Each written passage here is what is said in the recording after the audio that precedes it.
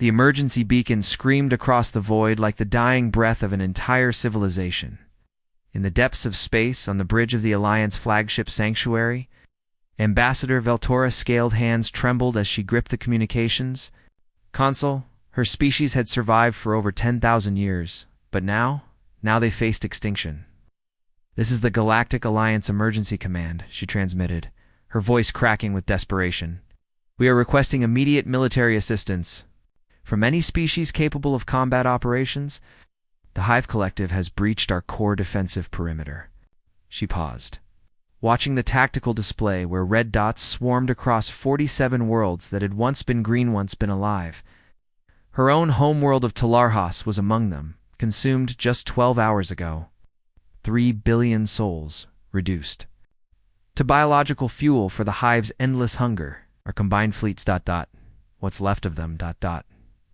are scattered and broken. The Varakan bioships adapt faster than we can develop countermeasures. They learn from every battle, become stronger from every victory. Her voice dropped to a whisper. "Our children are dying. Our worlds are burning. If anyone out there can hear this transmission, if anyone still believes in standing against the darkness ... Static filled the comm channel, and silence. The kind of silence that precedes the end of everything. You know that moment when you're waiting for test results, and every second feels like an eternity? Veltara lived that moment for 3 agonizing minutes, watching her species' final hope fade into cosmic background noise. Then came the response. "This is Earth Battle Group 7, Commander Jake Morrison commanding. Message received and understood. We're coming." The voice was human, though Veltara had never heard that term before.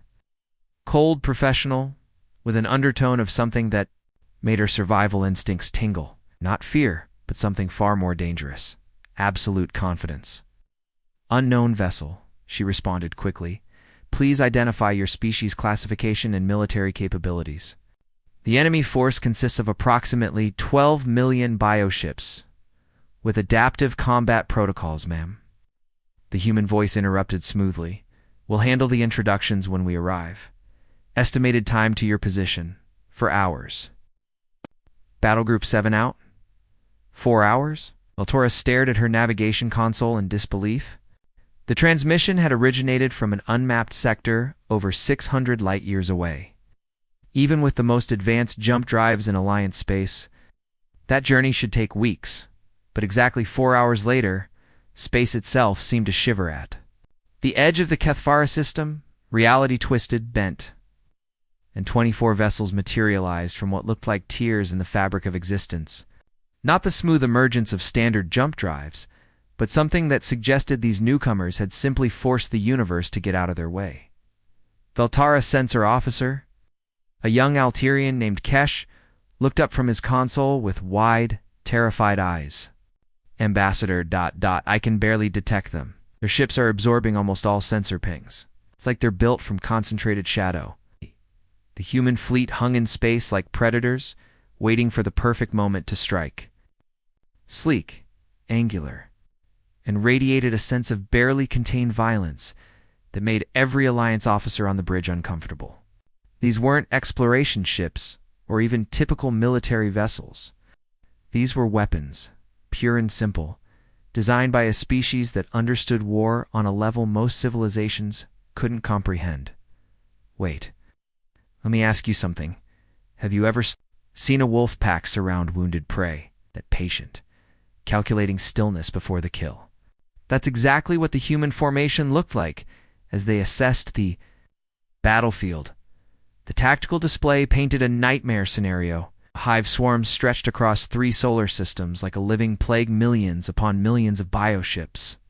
Feeding, breeding, growing stronger with each passing moment. Against this cosmic horror, 24 human vessels looked like insects facing a forest fire. "They have no idea what they've walked into," Veltara whispered to her tactical officer. "Tactical. Those poor beings. They're about to witness the same slaughter that destroyed our fleets." But aboard the human flagship Iron Wolf, Commander Jake Morrison stood before the main view screen with the relaxed posture of someone reviewing Tomorrow's weather report. His crew moved around him with practiced efficiency, no panic, no fear. Just the smooth coordination of professionals doing a job they'd done many times before. Morrison was tall, even by human standards, with gray threading through his dark hair, and scars marking his hands, the kind of scars that come from handling weapons, not ceremonial duties. His eyes, ice blue and completely calm, studied the enemy formation like a chess master planning his next 10 moves. Tactical assessment. Lieutenant Bradley, he ordered. 12.3 million hostiles across 3 systems, sir. Bioship classifications suggest rapid adaptation capabilities. They're using consumed Alliance technology to enhance their weapons systems. The weapons officer paused. Sir, they've literally eaten their way through the most advanced fleet in this galaxy? Morrison nodded slowly. And our casualties if we engage using standard protocols? Projected losses would be ... significant, sir. Here's where things get interesting. Morrison smiled. Not the reassuring smile of a leader trying to boost morale, but the cold, predatory grin of something that had just found its next meal. Then I guess it's a good thing we don't use standard protocols. Communications, patch me through to all ships. Com channel crackled to life across the human fleet. This is Commander Morrison to all vessel commanders. You know the drill? People, we've got bugs that need exterminating, and they've been picking on species that can't fight back properly. He paused, and when he continued, his voice carried the absolute authority of someone who had never lost a battle. All ships, battle stations.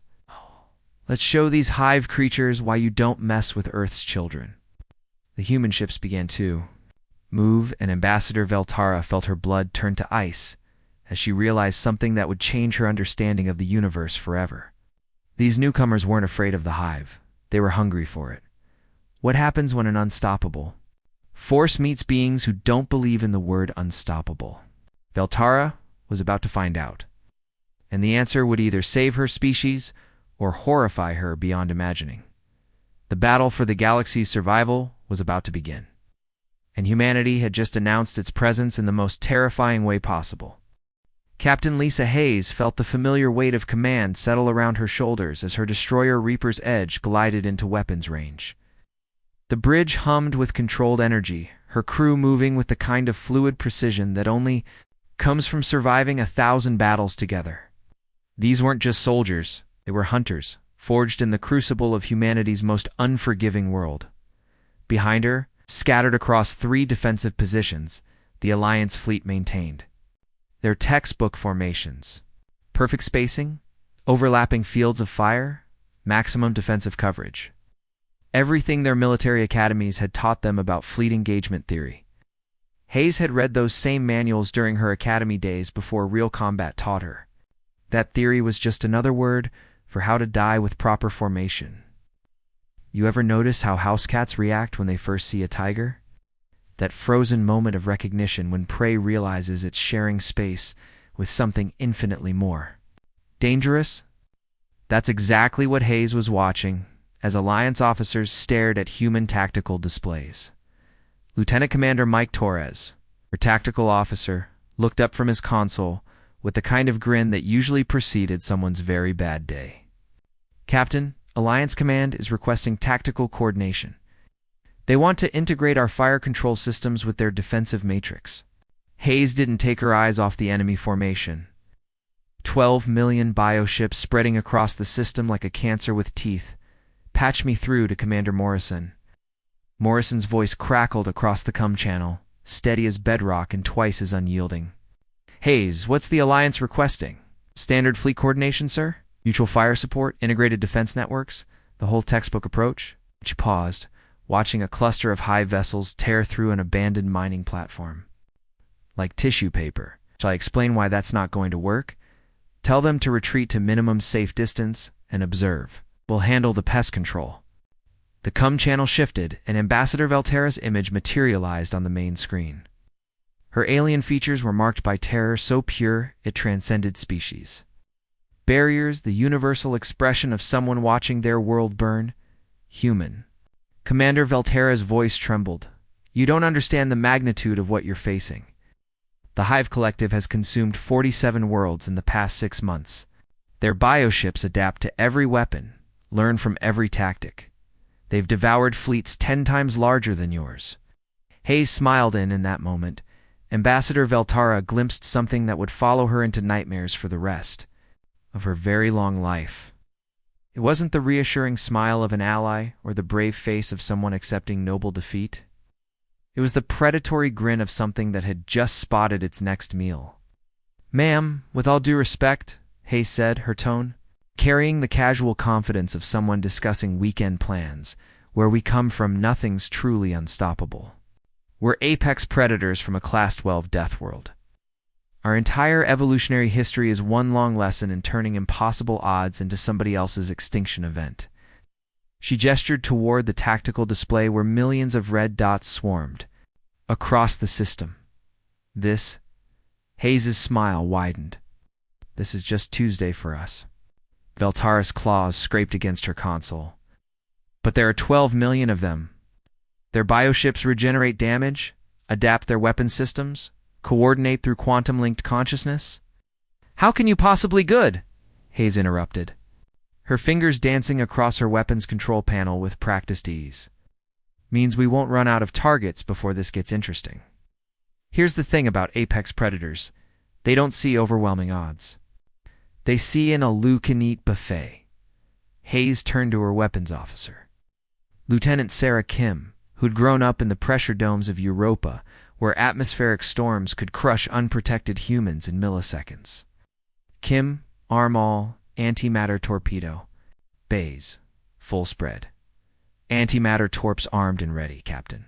Shall I target their command clusters?" "Negative. Let's target their core formation. If we're going to make an impression, let's make sure they remember it." The bridge fell silent, except for the subtle hum of weapons systems charging. Hayes's crew, veterans of the Titan Rebellion, survivors of the Proxima incident, soldiers who'd learned warfare in environments that would kill most species just by breathing, prepared for battle with the calm efficiency of people who'd made peace with violence long ago. Communications Officer Janet Rodriguez looked up from her station. "Captain Commander Morrison is requesting fleet status. Tell him we're locked and loaded. Also tell him the Alliance ships are maintaining defensive positions approximately 2 million kilometers behind us." 2 million clicks? Rodriguez raised an eyebrow. "That's pretty far back for mutual support." Hayes laughed, a sound that somehow managed to be both warmly human and absolutely terrifying. "Rodriguez, where we're going? Mutual support means making sure friendly forces are far enough away to survive the shockwave." The human fleet began to move, and even veteran Alliance officers watched in disbelief as 24 vessels accelerated directly toward the center of the hive swarm. Not toward tactical advantages or defensive positions, but straight into the teeth of the most dangerous force in galactic history. No evasive maneuvers, no defensive formations, no hesitation, just pure, calculated aggression that made every civilized military doctrine look like a children's game. Captain Tactical Officer Torres called out, "High formation is responding to our approach. We're consolidating their outer perimeter, forming killbox formations around our projected flight path." Hayes nodded approvingly. "Smart bugs. They're trying to channel us into a crossfire. It's too bad for them. We don't channel well." She opened a fleet-wide channel. "All ships, this is Hayes. Execute pattern Delta 7 on my mark. Remember, people, we're not here to win fair. We're here to win fast, win ugly, and make sure these things think twice before bothering our new friends again." The response came from 23 ship captains simultaneously. "Copy that, Reaper. Let's go hunting." Ambassador Veltara watched her sensors as the human fleet reached attack velocity speeds that should have torn their ships apart. Executed with precision that suggested they'd done this exact maneuver 1,000 times before. She realized with growing horror that these weren't desperate heroes charging to their deaths. These were professionals going to work. "Human fleet, this is Alliance Command," she transmitted urgently. "Please reconsider your approach vector." The Hive's adaptive capabilities, will Hayes's voice cut through her warning like a blade through silk. "Ambassador, do you know what the survival rate is for apex predators on our homeworld? I know what. 100%. 'Cause the ones who don't adapt fast enough to stay on top of the food chain. Hayes's smile was visible, even through the cum transmission. They become somebody else's lunch. The human ships reached optimal weapons range, and Hayes felt that familiar rush of adrenaline that came just before chaos was unleashed upon the universe. Her crew was ready. Her weapons were armed. Her enemies had no idea what was about to hit them. But as the first Hive bioships opened fire with weapons that had destroyed Alliance dreadnoughts, Hayes realized something that would change everything about this battle. The bugs weren't just defending territory, they were learning human tactics in real time, and they were adapting faster than anyone had imagined possible. The Hive Collective had been the galaxy's nightmare for over 3 millennia. Imagine a plague that could think, adapt, and grow stronger with every world it devoured. For 3,000 years, they had swept across star systems like living death. Their biomechanical ships breeding in the corpses of civilizations. Entire species had been reduced to footnotes in history. Their planets stripped bare. Their populations converted into biological fuel for the Hive's endless hunger. They were the ultimate predator until today, Commander. Jake Morrison stood on the bridge of his flagship, the Iron Wolf, watching enemy formations through eyes that had seen humanity's worst conflicts and somehow found them lacking. His crew wasn't just military personnel. They were survivors of humanity's most brutal training ground, Earth itself, or colony worlds that made hell look like a vacation resort. Take Lieutenant Tom Bradley, his weapons officer. While other species evolved on worlds with gentle rains and moderate temperatures, Bradley had spent his childhood watching acid storms dissolve metal structures on Venus Colony. The man had literally breathed poison for the first 16 years of his life until his lungs adapted. Now he sat at his weapons console with the calm focus of someone for whom apocalyptic destruction was just another weather pattern. Then there was Ensign Maria Santos, his navigator. She'd learned to pilot spacecraft in the crushing gravity wells of Jupiter's moons, where a single miscalculation meant being compressed into a thin paste against the hull. Other species pilots trained in simulators. Santos had learned by having physics actively try to kill her every single day. You know what's terrifying about apex predators? They don't just survive hostile environments, they thrive in them. They turn the very forces trying to destroy them into weapons. Range 2, primary? Target cluster? Morrison asked, his voice carrying the kind of calm that comes from absolute confidence. Optimal firing solution in 30 seconds, sir, Santos reported, her fingers dancing over navigation controls while calculating trajectories that would have made Alliance computers smoke and die. Enemy formation is condensing around our approach. Vector. Bradley looked up from his weapons display with the kind of grin that usually preceded someone's very, very bad day. Sir, they're trying to box us in. Classic pincer movement, just like the Alliance tactical manuals suggest. Morrison nodded. Textbook response to a smaller force. Unfortunate for them, we didn't read their textbook. Hi. The Hive bioships were magnificent in their horror-living vessels that pulsed with alien intelligence, their hulls rippling with adaptive armor that could reconfigure itself to deflect energy weapons. Each ship was simultaneously a weapon, a breeding facility, and a processing plant for consumed biological matter. They moved with the coordinated precision of a single vast organism, which in many ways they had never encountered anything like humanity. All ships, this is Morrison, the commander broadcast across the human fleet. Execute Alpha Strike pattern. Full engagement. No. Show these bugs what 3 billion years of evolution's arms race looks like. Here's the thing about humans. When the universe spent millions of years trying to kill them, they took it personally. All batteries. Fire at will. Morrison commanded. Space transformed into something beyond description. Human kinetic rounds. Accelerated to 20% of light speed by magnetic rail systems, carved through Hive bioships like superheated needles through tissue paper. The impact wasn't just destructive, it was physics-defying violence that turned enemy vessels into expanding clouds of superheated plasma before they even realized they'd been hit. But that was just the warm-up act. Bradley's plasma cannon spoke. Next, each shot containing enough concentrated energy to power a small star for several seconds. Hive formations that had weathered Alliance bombardments for hours simply ... ceased. Not destroyed, vaporized down to the molecular level, leaving only expanding bubbles of ionized gas where seconds before there had been living warships. Target acquisition confirmed, Bradley reported with the enthusiasm of someone discussing his favorite hobby. Enemy adaptive armor isn't adapting fast enough. Shall I switch to the planet killers?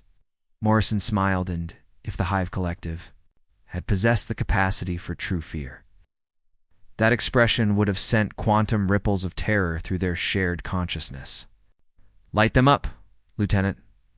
The planet killer missiles were humanity's most casual genocide weapon, originally designed for asteroid mining operations.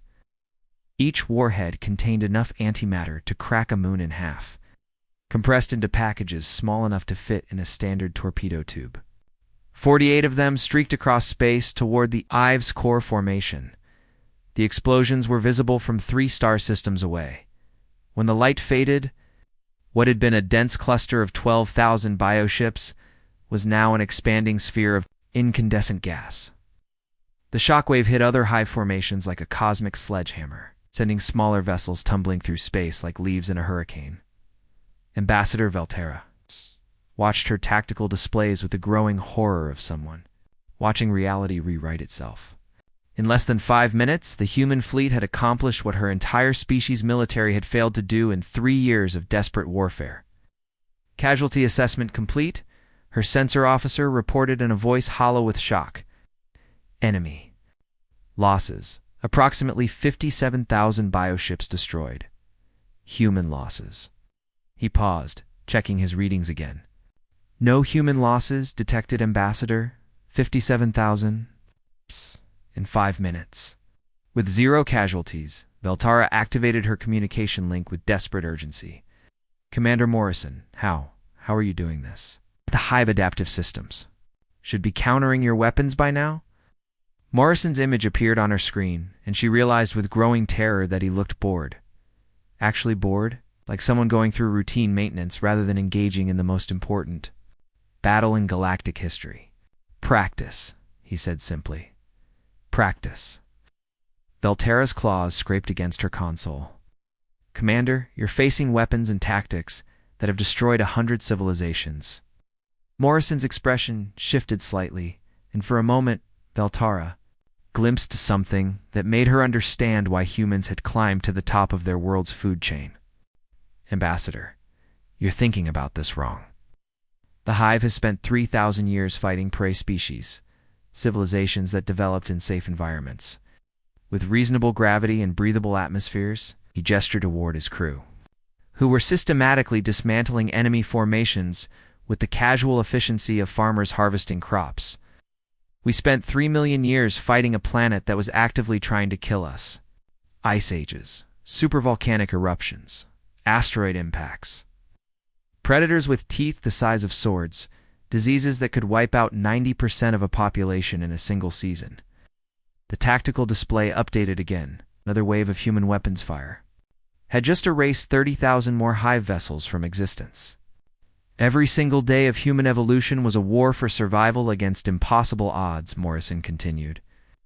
We didn't develop on a nice, safe world that taught us to be reasonable. We developed on a death world that taught us to be absolutely ruthless. But as he spoke, something changed in the enemy formation patterns. The surviving hive ships weren't just adapting their armor anymore. They were adapting their entire tactical approach. Learning human strategies in real time, and they were learning faster than Morrison had expected. Sir Bradley called out, his casual confidence replaced by sharp alertness. Enemy formation Alpha 7 just countered our kinetic barrage. We're using some kind of magnetic deflection system I've never seen before. Morrison's smile faded as he realized the Hive wasn't just adapting to human weapons, they were adapting to human thinking. The real battle was just beginning, and the enemy was evolving into something that might actually pose a threat to Earth's children. The question was, could they evolve fast enough? The moment came when even the Hive's collective Consciousness billions of interconnected minds that had devoured galaxies, something they'd never felt before. Genuine fear. For the first time in 3 millennia of conquest, the predator had become prey. The surviving bioships began to scatter like roaches when someone turns on the lights. Their shared intelligence finally processing what should have been impossible. They were facing something more dangerous than themselves.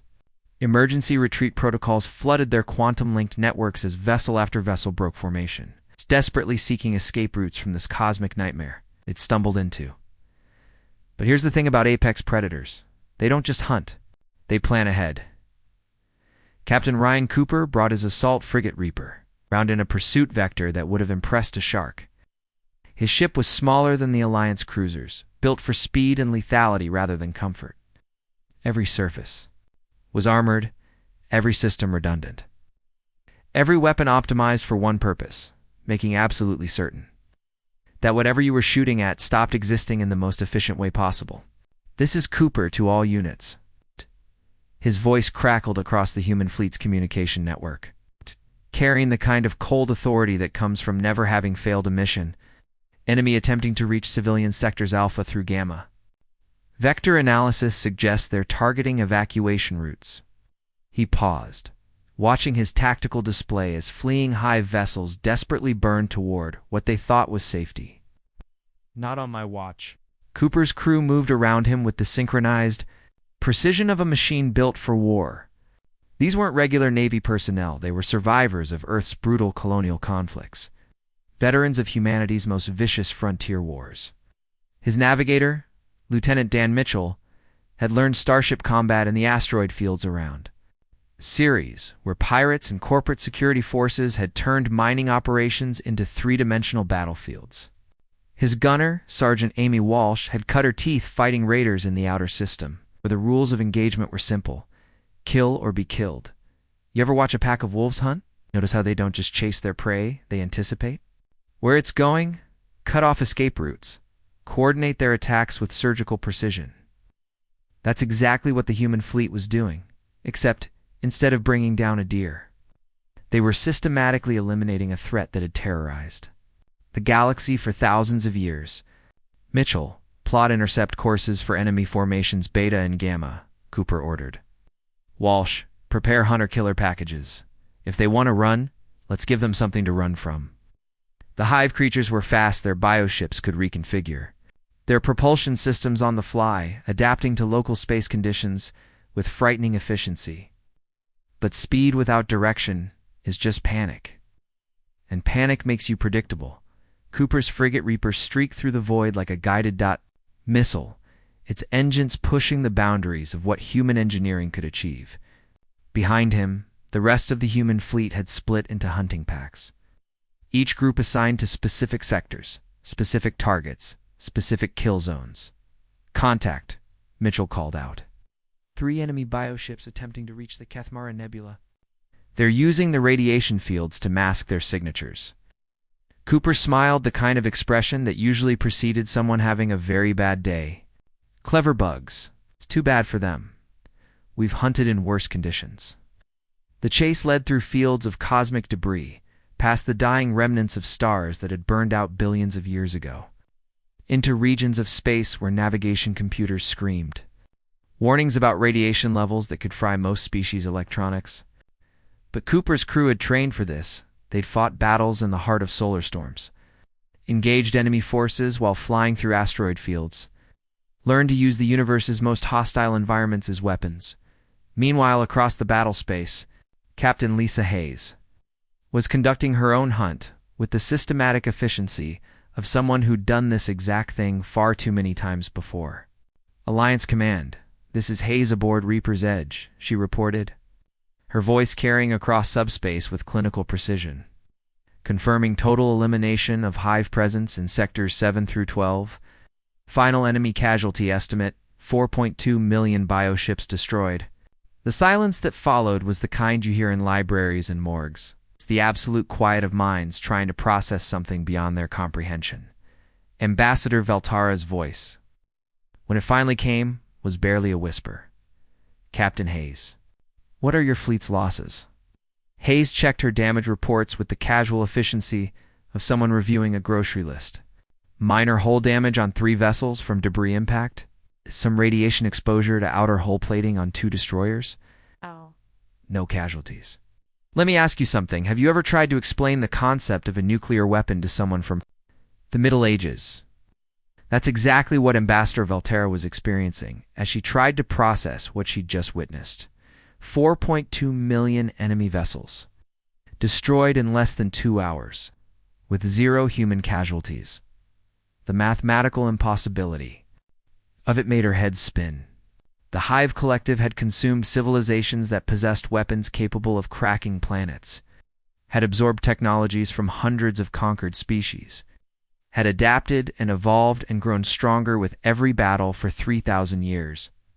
And humanity had just erased them from existence like someone clearing a computer virus. Commander Morrison Valterra whispered, her voice carrying across the com channel with the weight of a species trying to understand their place in a universe that had suddenly become infinitely more dangerous. What? What are you?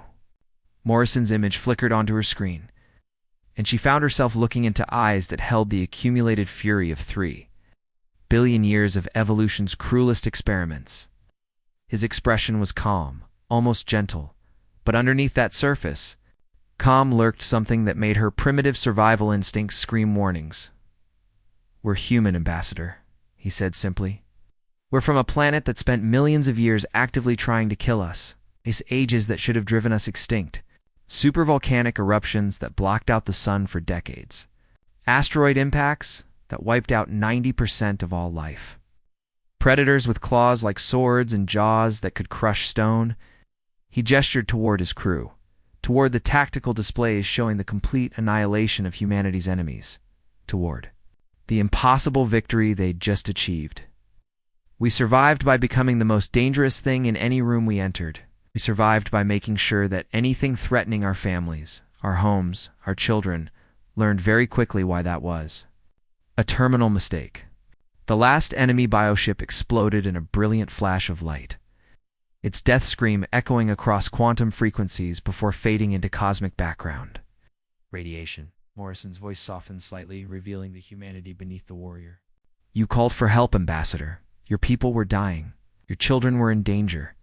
He paused, watching the debris fields that had once been the galaxy's greatest threat drift slowly through space. That's all we needed to hear.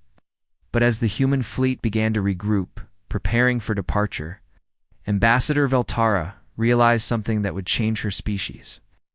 Understanding of the universe forever, humanity hadn't just answered their call for help. They'd announced their presence to the galaxy in the most decisive way possible. And every species that had been watching this battle now knew that Earth's children were no longer hiding in the shadows of space.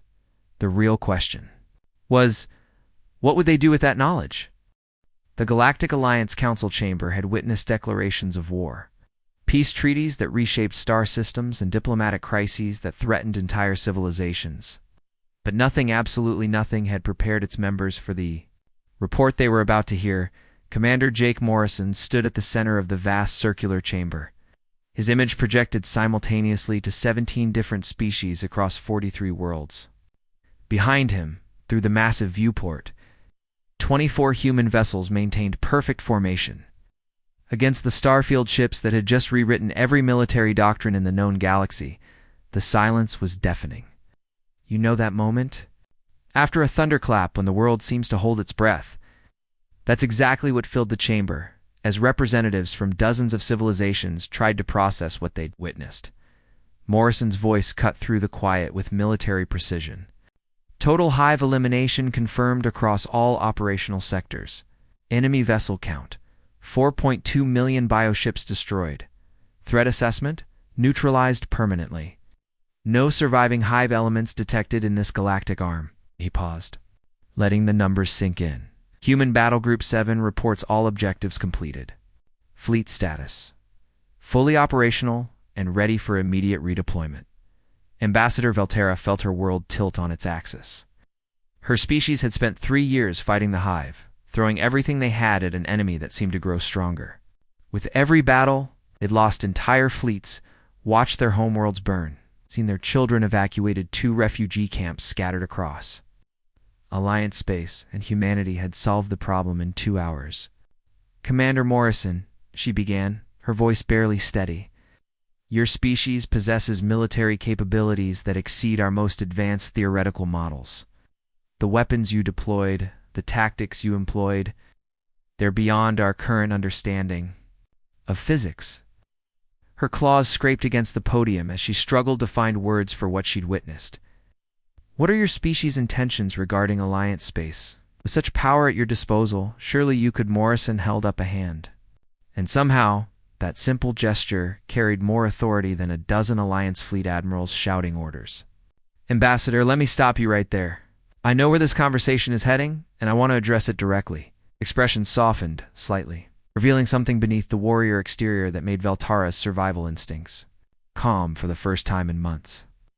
It wasn't the cold calculation of a conqueror or the hungry ambition of an empire builder. It was something far more dangerous to her preconceptions: genuine humanity. Our intentions? What? The predatory grin she'd seen during battle, but the warm expression of someone talking about home. "To go back to Earth, ma'am? We've got families waiting for us, jobs to return to. My daughter's got a soccer tournament next month that I promised I'd attend." Wait, did he just say soccer tournament? Altara blinked, trying to reconcile the image of weapons that could crack moons with a father worried about missing his child's sports event. "But surely," she pressed, "such military capability could be used to establish dominance over could what? Rule the galaxy?" Morrison laughed an entirely human sound that somehow made every Alliance representative relax despite themselves. "Ambassador, we've got enough problems managing one solar system. Have you seen our budget reports? Our environmental challenges? The paperwork alone would kill us." Captain Lisa Hayes stepped forward, her presence commanding attention without effort. "Besides, ruling over others isn't victory, it's just inheriting everyone else's problems. We didn't come here to build an empire. We came because someone called for help." She gestured toward the viewport where debris fields marked the locations of what had once been the galaxy's greatest threat. "The hive is gone forever. That's what matters. You're safe now." But even as the words brought comfort, they carried an undertone that made every intelligence analyst in the chamber frantically update their threat assessments. Humanity had just demonstrated the casual ability to eliminate threats that had terrorized civilizations for millennia. They'd done it without breaking a sweat, without losing a single crew member, without even working up an appetite for lunch.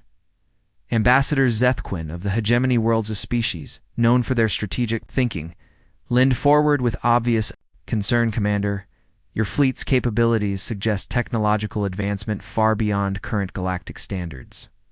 How long has your species possessed such weapons?" Morrison considered the question with the careful thought of someone who understood the implications. "How long have we had weapons that can crack planets? About 300 years, give or take. How long have we had the tactical doctrine to use them effectively?" His smile was almost apologetic. "About 3 million years. We've just been keeping to ourselves until now." The chamber erupted in whispered conversations across a dozen languages. 300 years of planet-cracking technology, guided by 3 million years of evolutionary warfare doctrine, wielded by a species that considered galactical-level threats routine pest control operations. You know what's scarier than a monster? A monster that doesn't realize it's a monster because where it comes from. Everything else is even worse. Veltara made rapid notes on her diplomatic pad, her claws moving with urgent precision. Earth would immediately be placed in the alliances. Highest diplomatic priority files, trade agreements, cultural exchanges, mutual defense, pacts, anything and everything, to ensure that humanity remained firmly in the ally category rather than the potential threat file. Some sleeping giants, she now understood with crystal clarity, were infinitely better left as friends than enemies. "Commander," she said carefully, "on behalf of the Galactic Alliance, I want to express our deepest gratitude for your intervention. Is there anything at all that we can offer in return?" Morrison consulted briefly with his officers. Before responding, Actually, there is one thing. We'd appreciate being included in your cultural exchange programs. My crew's been curious about Alliance art, music, literature. We're always interested in learning about peaceful civilizations. Peaceful civilizations. The phrase hung in the air like a benediction and a warning wrapped into one. Humanity had just announced to the galaxy that they recognized the difference between combatants and non-combatants, between threats and innocence. They were extending an olive branch, while simultaneously demonstrating that they possessed the biggest stick in known space. Captain Hayes activated her communication system one final time. Alliance Command, this is Human Battle Group 7. Mission parameters successfully completed. All hostile forces eliminated. Civilian population secured. We are returning to Earth. She paused, and when she continued, her voice carried a promise that would echo through Alliance space for generations to come. Should you require assistance in the future, Earth stands ready to respond. That's what allies do. The human ships began their departure sequence, their engines creating brief tears in space-time that suggested FTL capabilities far beyond current galactic standards. As they prepared to vanish into hyperspace, Morrison's final transmission reached every Alliance vessel, every monitoring station, every intelligence network across 43 worlds. This is Earth Battle Group 7, mission complete. We're heading home. Call if you need us again. The human fleet disappeared into the cosmic void, leaving behind only expanding debris fields where 4.2 million enemy vessels had once threatened the galaxy's survival. But they also left something else. The knowledge that humanity had just announced its presence to the universe in the most decisive way possible, from their distant death world. Earth's children had reached across the stars and reminded everyone why apex predators rarely travel alone. The galaxy had gained powerful new allies. Every potential threat now had to recalculate their ambitions, knowing that somewhere in the darkness, humanity was watching. The age of human isolation was over, and the universe would never be the same. The end.